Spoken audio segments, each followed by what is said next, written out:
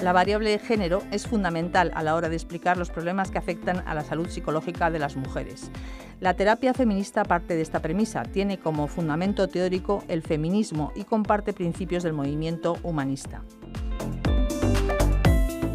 Surgió en los años 60, pero hoy no puede estar de más actualidad. Los movimientos feministas que están surgiendo con fuerza en los últimos tiempos reflejan cómo las mujeres estamos tomando conciencia de nuestra situación y queremos cambiar las relaciones dominantes de poder con respecto al hombre, que tanto afectan a todos los ámbitos de nuestras vidas. La toma de conciencia y el empoderamiento son claves en la terapia feminista.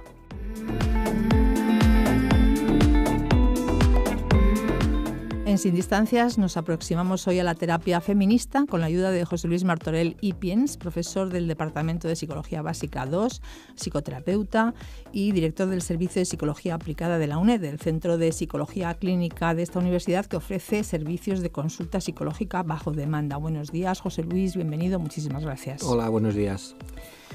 ¿Qué es la terapia feminista? ¿Cuáles son sus características? Pues mira, dicho así parece que es una terapia muy específica y es específica en el contenido, pero no es un sistema de terapia como puede ser el psicoanálisis, la terapia de familia o la humanista. De hecho, esta psicoterapia que aparece a partir de los años 60 en Estados Unidos, ellos mismos o ellas mismas, porque son todo mujeres al principio, se encuadran dentro del movimiento humanista. El movimiento humanista tiene un componente, el movimiento de la psicología humanista tiene un componente muy fuerte en el darse cuenta de las cosas, en el poner el locus de control interno, es decir, en darte cuenta de lo que quieres realmente, de quién eres tú. Entonces, a partir de, digamos, los planteamientos feministas, que son anteriores al tema de la psicoterapia, se hace un hincapié en el darse cuenta de lo que significa ser mujer. Esto en el ámbito de los problemas, en el ámbito de lo que lleva a esa terapia. Las alteraciones, el malestar, el dolor personal.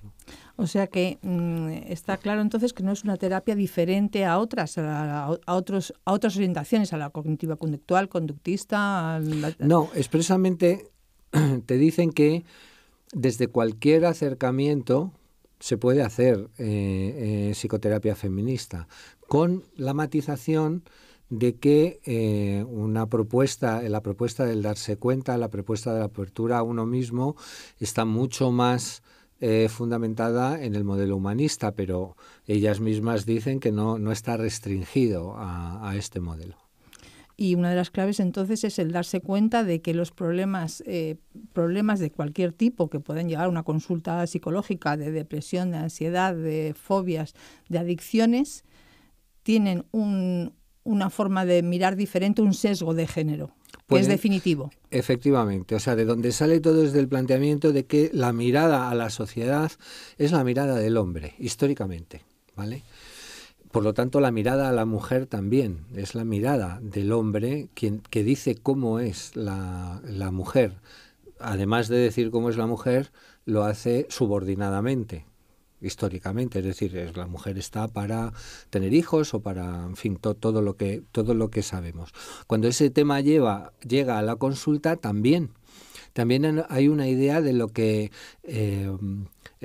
todas estas autores lo que explican muy bien es que la idea de persona sana es la idea del hombre sano, ¿vale? Cuando llega una mujer hay una idea de qué debe ser una mujer sana. Estamos hablando del principio de la psicoterapia, ¿vale? Del principio en el desarrollo desde principios del siglo XX, ¿verdad?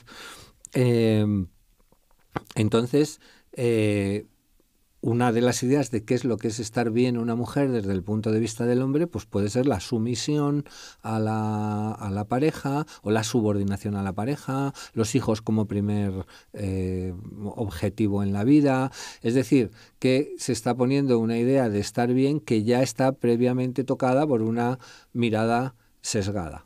¿Y entonces cuál es el objetivo de la terapia feminista? Bueno, pues el objetivo principal es el tomar conciencia de esto, ¿vale?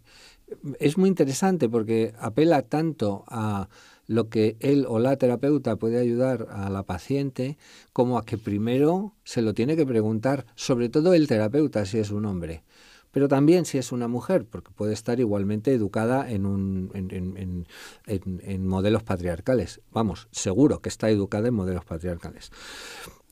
Porque si no, yo como terapeuta varón pues puedo estar con mi idea de qué es lo que para ti, mujer, es lo que es lo mejor. Entonces, si por ejemplo tú vienes con un problema de queja, de desadaptación al entorno que tienes, y mi trabajo consiste en adaptarte sin cuestionar si ese entorno es el que está produciendo tu malestar, por ejemplo, que tu trabajo dentro de la pareja está subvalorado. Se supone que el más importante es el del otro porque el tuyo está supeditado al cuidado, Si yo no soy consciente de esto como terapeuta, pues lo que hago es adaptarte a que no te sientas mal con la opresión a la que te están sometiendo. Lo que propone la psicoterapia feminista es que el primer paso es la conciencia de este desequilibrio. Esta conciencia de ello, ayudar a la persona, es el primer paso, no el único, pero la toma de conciencia de por qué me estoy sintiendo mal. De que no me estoy sintiendo mal porque tengo un fallo en mi persona, sino que es un fallo estructural, social, político, cultural. Claro, es unos mensajes que hay que me han dicho cómo tengo que ser mujer. Por ejemplo, hay unos estudios muy, lo repito más, muy interesantes, en donde la autoestima de las niñas es superior a la autoestima de esas mismas personas de jóvenes.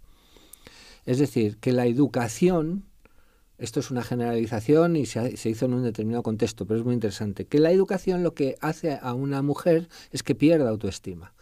La tendría, digamos, de un modo más espontáneo. Hombre, ya de entrada ya nacemos en un entorno familiar, ¿no? Pero son estudios interesantes, ¿no? Donde las niñas tienen más autoestima que ellas mismas de jóvenes.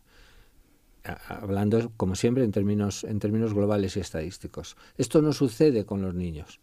¿Qué quiere decir? Que hay una presión social a tu rol, te están enseñando cómo ser y te empiezan a crear inseguridades en ese rol. Sí, a que te amoldes al rol tradicional que ese género te determina. Entonces, en la terapia feminista, José Luis, la relación con el psicoterapeuta o el psicoterapeuta en sí mismo es muy importante, porque si el primer objetivo es darle esa visión al paciente, una visión diferente a la que se supone con la que viene a consulta, ¿no? Y le da una explicación en clave de género sobre sus problemas y sus malestares psicológicos, ¿qué importancia tiene o cuál es el papel que ejerce el psicoterapeuta? Claro, ¿Y cómo se produce el proceso terapéutico? Claro, eso es fundamental. Ese es un tema, a medida que además, seguro que tú me lo has oído decir más veces, a medida que la psicoterapia se ha, digamos, ha cogido un estatus social sanitario, lo cual no está mal, por otro lado, ¿no? Es decir, como los médicos, es decir, como los que arreglan enfermedades, pues que está bien porque tienes un estatus social para que la gente sepa dónde tiene que ir. Por otro lado, un posible inconveniente de eso es que tratamos los problemas como los médicos tratan las enfermedades, es decir, como una entidad hasta cierto punto, tampoco lo hace así la medicina, pero bueno, hasta cierto punto ajena a la persona que lo padece. Esto en psicología a lo que ha llegado es a la dimensión política, social de determinadas afectaciones quedar un poco fuera. Es decir, que hay que si la crisis produce más depresiones o más suicidios, ese no es un problema de la persona solo, es un problema social. Es decir, de los mensajes que recibe. En la pregunta que tú haces, si el terapeuta o la terapeuta no se ha cuestionado cuáles son sus creencias sobre el género y cuáles son su objetivo, es decir, ¿qué es estar bien? ¿Es un estar bien diferente para un hombre o para una mujer? Pues claro, no va a ayudar en nada a la otra persona. Por lo tanto, hay un primer trabajo de cuestionamiento de tus propias creencias, no ya como terapeuta, tus propias creencias como ser humano, que te las llevas a la terapia. Uh-huh. Bueno, pues te lo voy a preguntar. Entonces, ¿la terapia feminista es solo para mujeres y desde las mujeres? Sabía yo que esto es una pregunta más. Vale, desde el principio queda como un debate, igual que también está ese mismo debate si a una mujer maltratada es mejor que la trate una terapeuta o un terapeuta, ¿no? Las posturas son, por un lado, no, es preferible una mujer porque un hombre nunca va a tener la conciencia de lo que supone ser mujer, ¿vale? Otra postura sobre eso es, primero, habría que ver si todas las mujeres tienen conciencia de lo que supone ser mujer, porque no están justificando, no tienes nada más que ver determinadas manifestaciones, digamos, por decirlo así, conservadoras, donde también hay mujeres, es decir, que sostienen una idea conservadora sobre sí mismas. Entonces, bueno, pues es un tema a debatir. Yo personalmente creo, a lo mejor es porque tengo interés en ello, ¿no? Que yo creo que también un hombre que se ha planteado eso puede ayudar en una terapia. Tiene el inconveniente de que no es una mujer para posiblemente entender determinadas cosas. Probablemente tiene la ventaja de que está dando un modelo a la mujer de un hombre que no es machista. O sea, que hay también... Porque claro, la gente nosotros no queremos liberarnos de esto. Es decir, el feminismo, es verdad, digamos que la víctima es la mujer, pero somos todos. Es decir, que en las terapias a varones se pueden plantear estos temas. ¿Cómo tratan las mujeres? ¿Cómo piensa en ellas? Es decir, que sería el mismo tipo de terapia. Sí, claro, yo te iba también a hacer referencia a hasta qué punto esta terapia sería entonces la más adecuada para tratar problemas de homofobia, de violencia de género, de agresión sexual, todo este tipo de problemas en el que está de base absolutamente, claro, es el machismo.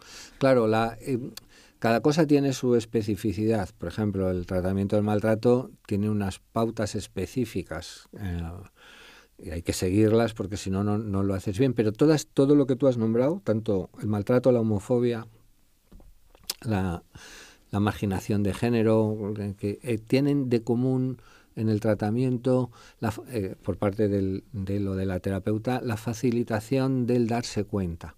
Es decir, la lucidez sobre lo que pasa.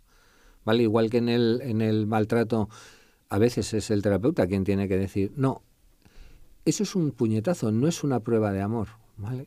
Nombrar las cosas, hacer consciente, a ayudar a la persona a hacerla consciente, pues este punto tan fundamental por el que empieza, no es lo único, pero por el que empieza la terapia feminista sería común, es el darse cuenta de lo que está pasando, es decir, vale, yo puedo sufrir como homosexual la homofobia de unas personas o de todas, pero tengo que entender qué es lo que está pasando. Esto me hace daño, pero no me dice que estoy mal, son otros los que me dicen que estoy mal. Bueno, en ese punto sería común. Uh-huh. Ese punto sería común.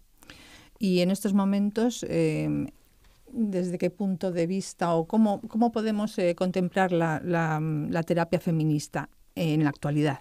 Quiero decir, los psicólogos, los psicoterapeutas, y a raíz de todos estos movimientos feministas y de los problemas de las mujeres y de que están tomando conciencia social, esto se está traduciendo de alguna manera en que también la psicología, los psicoterapeutas, en consulta, están también adaptándose a esta forma de orientar la terapia. Claro, tienen que hacerlo, porque si no lo hacen, ¿qué es lo que está pasando en estos términos, en los términos de los que acabamos de hablar ahora mismo? Que esa toma de conciencia la están haciendo las mujeres, ese darse cuenta lo están haciendo las mujeres, están haciendo después otro punto de la terapia, está pasando, digamos, por simplificar, un segundo punto de la terapia feminista también está pasando en la sociedad, la conciencia de poder.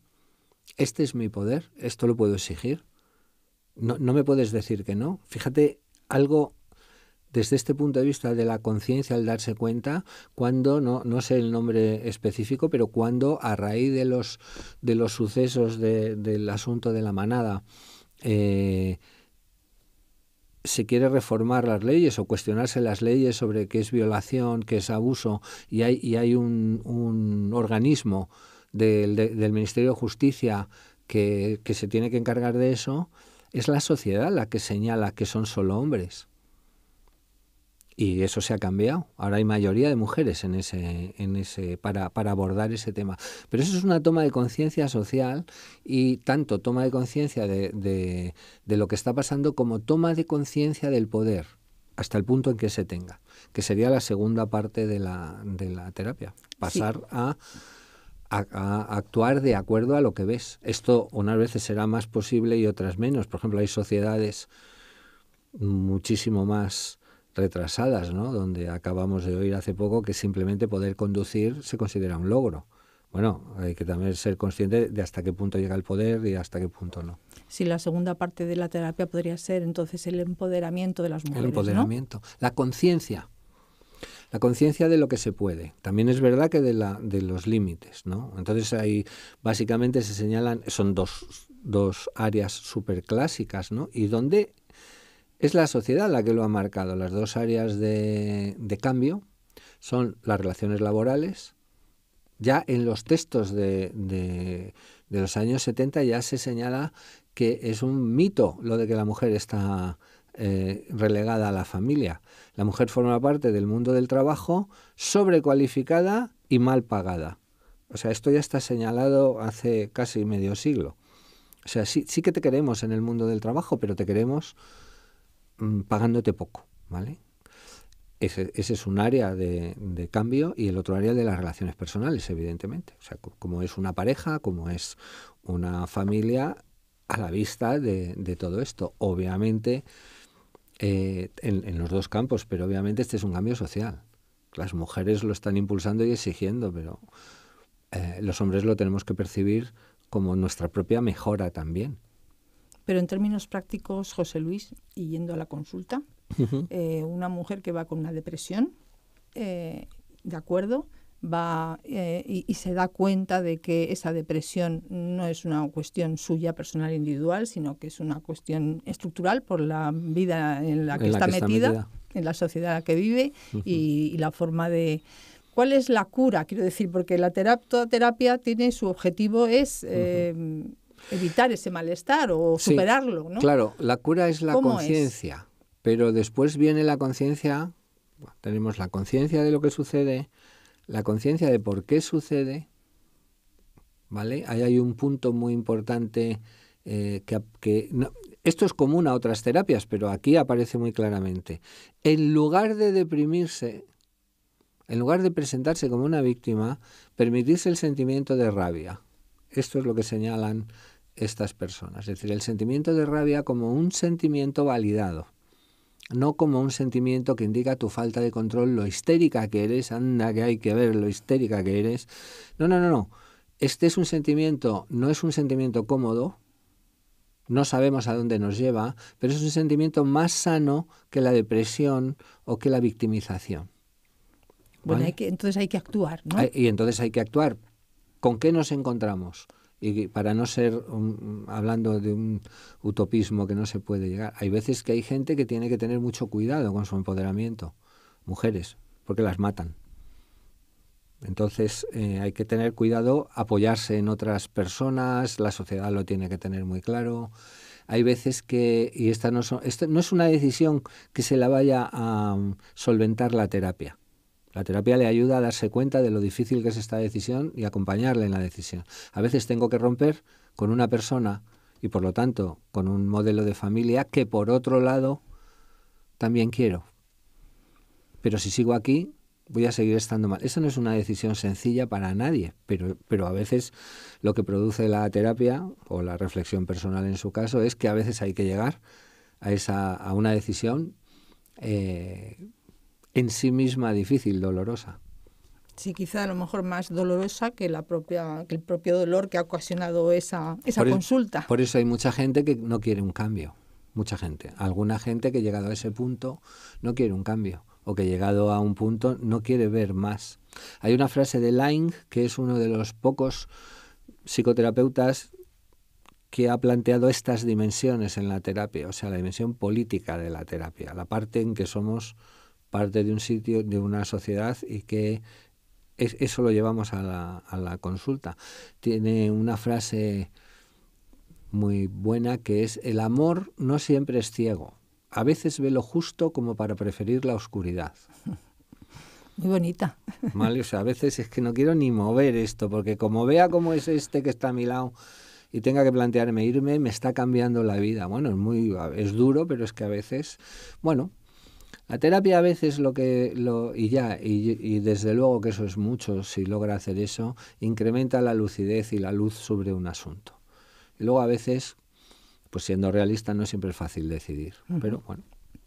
Bueno, vamos a recordar que estamos en el tiempo de radio de la UNED, en Sin Distancias. Nos acompaña José Luis Martorell, que es director del Servicio de Psicología Aplicada de esta universidad, profesor del Departamento de Psicología Básica 2 y psicoterapeuta. Y a mí me gustaría ya, como, en fin, últimos puntos a señalar sobre la terapia feminista, saber cómo se forman si hay una formación específica para este tipo de orientación. O si debería haberla. Debería haberla un poco pues como estamos haciendo, ¿no? Esto debería ser reflexionado, porque es un tema fundamental en nuestra sociedad. Es decir, la mitad de la población está viviendo en una posición de subordinación a la otra mitad.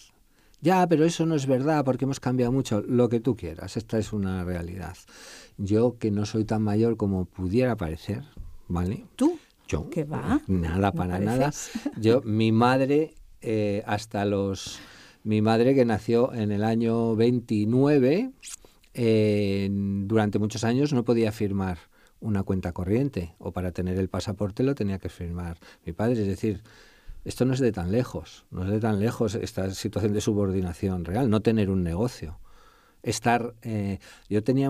un caso muy bonito. Yo tenía una paciente como 10 años más que yo, que ahora tendría 70 y pico años, que fue de las pocas que en España se separaron cuando ella tenía 30 años, y el portero de su casa decía a la gente que era viuda para protegerla. O sea, como que ser separada, y lo tomó el hombre como: he dicho que es usted viuda para protegerla. O sea, que esto no es desde hace tanto tiempo, esto sigue estando vigente. No, y además está vigente, vamos. Está vigente, ¿no? Entonces, la conciencia para un psicoterapeuta, para una psicoterapeuta, de la gente que ha estudiado esto, de cómo se hace, de que siempre va a estar, siempre la gente está hablando de pareja, tanto un hombre como una mujer, de sus relaciones, y de que este tema está ahí, yo creo que sería una buena parte de la formación. Estas mujeres fueron pioneras en ello en los años 60-70. Básicamente hay matices, pero dieron en el clavo con el tema de la conciencia, de la rabia, de cómo manejar el poder. Y bueno, yo creo que debería formar parte de la formación general de un psicoterapeuta hoy día. ¿Y cuáles son, dirías tú, los autores de referencia para personas que quieran, que estén interesadas en profundizar en esta terapia y en esta forma de ver, de hacer psicología diferente? ¿Cuáles serían los autores de referencia? No hay tantos así de referencia, es un movimiento más colectivo que individual. Aquí no tenemos asociaciones ahora mismo así, aunque dentro de todos los colectivos feministas, los colectivos de psicólogas están aportando muchas cosas en este tema, que sería con quien entrar en contacto, ¿no? Históricamente es Karen Horney. Adler dice algunas cosas, pero Karen Horney, o la psicoanalista que trabaja en Estados Unidos, señala cómo en la terapia ya hay una diferencia cuando viene un hombre y una mujer, y hay que darse cuenta de por qué, de cómo ha sido educada, ¿no? La APA norteamericana tiene una sección de psicología feminista que se puede acceder libremente, en donde tienen pautas para orientar una terapia desde este punto de vista. Por último, ya, desde tu punto de vista como psicoterapeuta y en la consulta, ¿hasta qué punto ves este problema de género en la base de otros muchos problemas que te llegan a consulta? Absolutamente. Prácticamente es cualquier persona que una parte de sus problemas sean las relaciones, y cualquier persona que una parte de sus problemas vengan de su entorno familiar. Ha habido un sesgo de género que hay que tratar. Muy bien, pues José Luis Martorell, muchísimas gracias de nuevo por tus aportaciones interesantísimas, como siempre, a Sin Distancias. José Luis Martorell es director del Servicio de Psicología Aplicada de esta universidad y profesor de Psicología del Departamento de Psicología Básica 2 de la UNED.